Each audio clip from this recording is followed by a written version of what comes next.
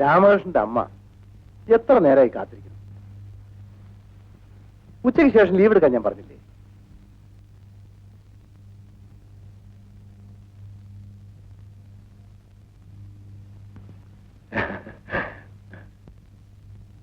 ഇവിടെ എന്താമേ ഉണ്ടായത്? ആ, നീ വരാൻ വയ്യേന്ന് അച്ഛൻ വഴക്ക് പറയായിരുന്നു. ബാലേട്ടനും അച്ഛനും തമ്മിൽ ഇവിടെ എന്തുണ്ടായെന്നാ ചോദിച്ചത്. ഇവിടെ എന്തുണ്ടാവും? ആ, കട വാങ്ങിയ പൈസ തിരിച്ചു കൊടുത്തു, അത്ര തന്നെ. ക്ഷമിക്കുന്നതിന് ഒരു അതിരുണ്ട്. രാമകൃഷ്ണൻ അമ്മയ്ക്ക് എന്താ തോന്നിയിട്ടുണ്ടാവുക?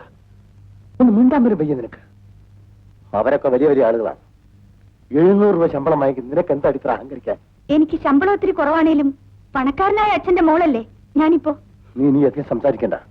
ചെല്ല്, രാമകൃഷ്ണൻ അമ്മയെടുത്ത് ചെല്ല്. ഒരു കൃഷ്ണന്റെ അമ്മ എനിക്കിപ്പോ കാണണ്ട.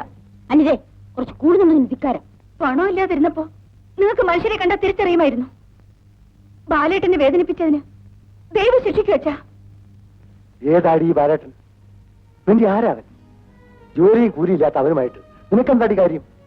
എന്നു മുതലാ ബാലേട്ടൻ ഒന്നിനും കൊള്ളാത്തവനായത്? ഒന്നും പറയണ്ട. നിന്നെ കൊണ്ട് ഇത്രയും പറയിക്കാനാക്കിയ ഞാനാണെങ്കിൽ എനിക്കറിയാം എന്താ ചെയ്യേണ്ടതെന്ന്.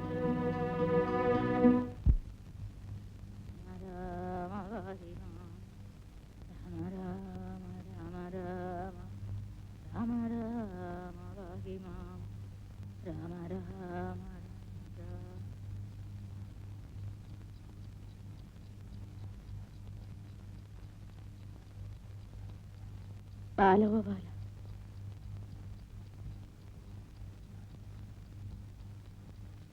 എന്തോ നാടാ നീ കിടന്ന് ആലോചിക്കുന്നു? ഒന്നുമില്ല മുത്തശ്ശി. തറവാടുവക ഭൂമി നാഥനില്ലാണ്ടല്ലയോ കിടക്കണത്.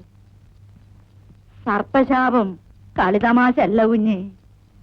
അവിടെ കാഞ്ഞിരത്തറയിൽ ഒരു കാവ് കെട്ടി സന്ധ്യാനേരത്തൊരു തിരി കൊളുത്താൻ ഇതുവരെ ആരും കൂട്ടാക്കിയില്ലല്ലോ. കഴുത്തിലും കാതിലും നിറയെ എടുത്താ പൊങ്ങാത്തത്ര സ്വർണ്ണാഭരണങ്ങളുമായിട്ടാ നിന്റെ അമ്മ സാവിത്രി വീട്ടിൽ കയറി വന്നത്. അവിടെ മോൾ ഇന്നലെ എങ്ങനാ പടിയിറങ്ങിപ്പോയത്? ഭഗവാനെ കാത്തുരക്ഷിക്കണേ. എല്ലാം എന്റെ കുറ്റാ മുത്തശ്ശി. ഞാൻ കൊല്ലരാത്തനായി പോയി, അതുകൊണ്ടാ. എന്നാണോ ബാലഗോപാല ഞാൻ പറഞ്ഞു? ദേവി പോകുന്നതിന് മുമ്പ് എന്നോട് പറഞ്ഞു നീ ഒരു പെൺകുട്ടിയെ നോക്കി വെച്ചിട്ടുണ്ടെന്ന്. നേരാണോടാ? മുത്തശ്ശി, ഞാൻ സ്വല്പേരെ സൂര്യാര് കിടന്നട്ടെ.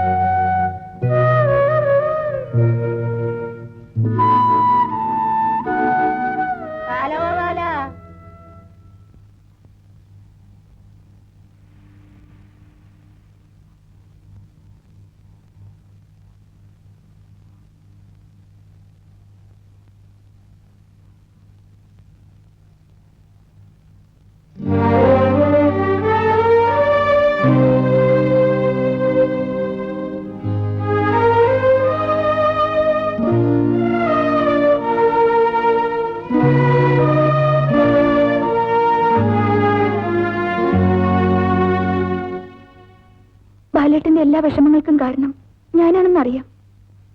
എന്നാര് പറഞ്ഞു? വിഷമങ്ങളൊക്കെ ഞാൻ തന്നെ ക്ഷണിച്ചു വരുത്തിയതല്ലേ, അതിൽ മറ്റാർക്കും പങ്കില്ല. അല്ല പിന്നെ ആര് പറഞ്ഞു എനിക്ക് വിഷമമുണ്ടെന്ന്? എനിക്കറിയാം. അച്ഛനും അമ്മയും നിർബന്ധിച്ചാൽ ഉടനെ ഞാൻ മറ്റൊരാളെ കല്യാണം കഴിക്കുമെന്ന് ബാലേട്ടന് തോന്നുന്നുണ്ടോ? അതെന്നെ സംബന്ധിക്കുന്ന കാര്യമല്ല. ബാലേട്ടാ, അനിത എന്തിനാ ഇപ്പൊ ഇങ്ങോട്ട് വന്ന്? അത്രമാത്രം എന്നെ വെറുത്തു ബാലേട്ടാ? അനിതയുടെ അമ്മ എന്നും വായിക്കുന്ന 3-ാം കിട പൈങ്കിളി കഥകളിലെ നായകനല്ല ഞാൻ. എനിക്ക് പ്രാക്ടിക്കലായി ചിന്തിച്ചേ പറ്റൂ.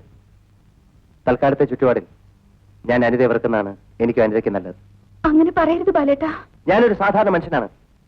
തിരിച്ചൊന്നും പറയാൻ അറിയാഞ്ഞിട്ടല്ല ഞാൻ അവിടെ നിന്ന് മിണ്ടാതെ പോകുന്നത്. ഞാൻ അവിടെ എപ്പോഴും വന്നാൽ ആളുകൾ അതും ഇതും പറയും പോലും. കേസ് ജയിച്ച് കാശ് തരാവുന്നവരെ ഇപ്പോഴും ആൾക്കാരൊക്കെ എവിടെ ആയിരുന്നു? നിന്റെ അച്ഛനുണ്ടല്ലോ, അയാൾ അർദ്ധരാത്രി കുട പിടിക്കുന്ന ടൈപ്പാണ്. ലളിതമായി പറഞ്ഞ അല്പൻ. ഇങ്ങനെ ചില ആൾക്കാരുമായി ഞാൻ പരിചയപ്പെട്ടിട്ടില്ലെന്ന് വിചാരിച്ചോളാം. എന്നെ ചോദിക്കോളൂ. ബാലേട്ടൻ എത്ര പറഞ്ഞാലും അധികമാവില്ല. അവർക്ക് വേണ്ടി ബാലേട്ടനോട് ഞാൻ മാപ്പ് ചോദിക്കുന്നു. എന്നാ കല്യാണം? വലിയ വീട്ടിലെ കല്യാണമാകുമ്പോ വിഭവസമർത്ഥമായ സദ്യ കാണുമല്ലോ. ഉണ്ണാൻ ഞാൻ വരും. ഒരു നേരത്തെ വിശപ്പ് പറയാ അത്രയല്ലോ. ഒന്ന് മതിയാക്കൂ ബാലേട്ട. ആര് തീരുമാനിച്ചാലും ഉറപ്പിച്ചാലും എന്റെ ഇഷ്ടം കൂടാതെ ഒന്നും നടക്കില്ലല്ലോ. അപ്പൊ ശരിക്കുള്ള ഒരു തീരുമാനം ഇതുവരായില്ലേ? ബാലേട്ടൻ ഇത്രയൊക്കെ പറഞ്ഞല്ലോ. ഞാൻ ചോദിക്കട്ടെ, എന്റെ അച്ഛനമ്മയും പറഞ്ഞിട്ടാണോ നമ്മൾ പരിചയപ്പെട്ടത്? ഞാൻ പോലും അറിയാതെ ബാലേട്ടൻ കാശ് കൊടുത്ത് സ്നേഹം വാങ്ങാൻ ശ്രമിച്ചത് എന്റെ കുറ്റമാണോ? നമ്മൾ പ്രതീക്ഷിക്കുന്നത് പോലെ മറ്റുള്ളവർ പെരുമാറണമെന്ന് വിചാരിക്കുന്നത് വിഡിത്തമാണ്. ഒന്ന് മാത്രം എനിക്ക് അറിഞ്ഞാൽ മതി, ബാലേട്ടന് എന്നോട് സ്നേഹമുണ്ടോ?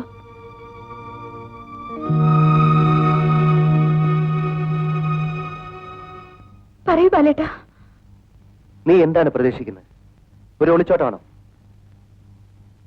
അച്ഛനും അമ്മയും നിശ്ചയിച്ച ആളിനെ കല്യാണം കഴിച്ച് സുഖമായിട്ട് ജീവിക്കാൻ നോക്ക്. ആ സുഖം എനിക്ക് വേണ്ട. ഇപ്പൊ അതൊക്കെ തോന്നും.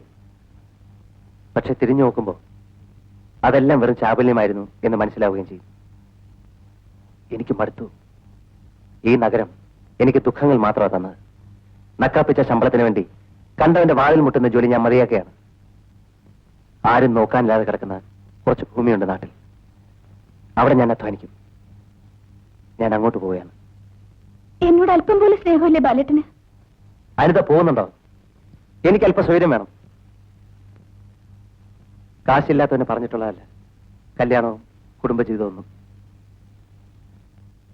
ഞാൻ കാരണം നിനക്കൊന്നും നഷ്ടപ്പെട്ടില്ലല്ലോ. നിനക്കൊരു നല്ല ജീവിതം ഉണ്ടാവട്ടെ. All the best. ബാലേട്ട, പോവാനാ പറഞ്ഞേ.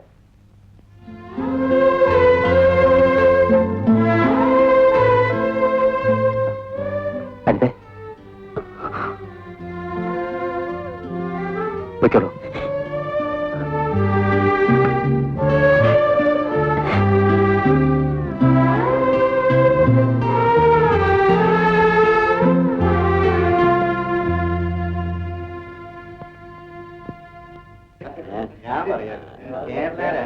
ഒന്നും പറയണ്ട, രാഷ്ട്രീയത്തെ പറ്റി പറയാൻ നമുക്കൊന്നും വലിയ ഒരു താല്പര്യമില്ലത്.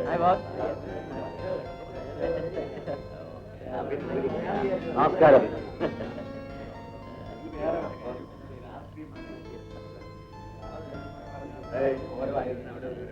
വരട്ടെ, അതിനെ കാണാം. അല്ല, പുറപ്പെട്ടോ? എന്താ? നാളെ 10 മണിക്കാണ് മുഹൂർത്തം. മറക്കരുത്. തീർച്ചയായിട്ടും വരും. നമസ്കാരം. നമസ്കാരം.